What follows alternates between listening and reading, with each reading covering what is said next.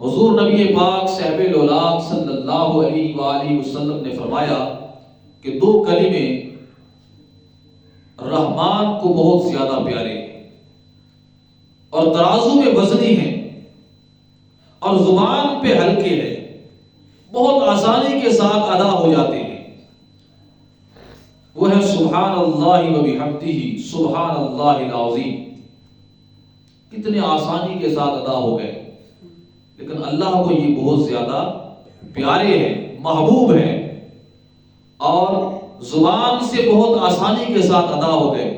قیامت کے دن ترازو کے اندر بہت زیادہ ان کا وزن ہوگا۔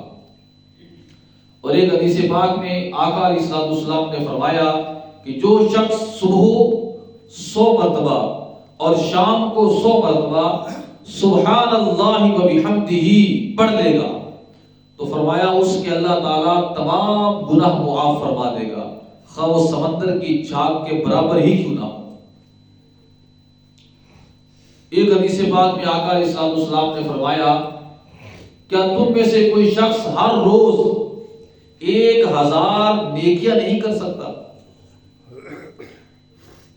تو صحابہ کرام نے عرض کی یا رسول اللہ صلی اللہ علیہ وسلم، تو کام کاج والے لوگ ایک دن کے اندر 1000 نیکیاں کیسے کر سکتے ہیں؟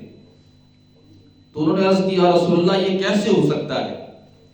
تو آقا علیہ السلام نے فرمایا کیا تم میں سے کوئی شخص ہر روز 100 مرتبہ اللہ تعالیٰ کی تسبیح نہیں پڑھ سکتا؟ یعنی سبحان اللہ و بحمدہ نہیں کہہ سکتا؟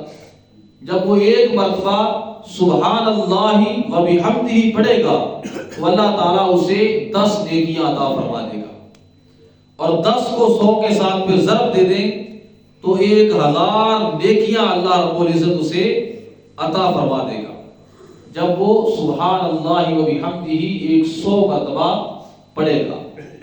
اور ایک حدیث پاک میں ہے کہ جب کوئی شخص سبحان اللہ کہتا ہے تو جنت کے اندر اس کے لیے ایک درخت لگا دیا جاتا ہے۔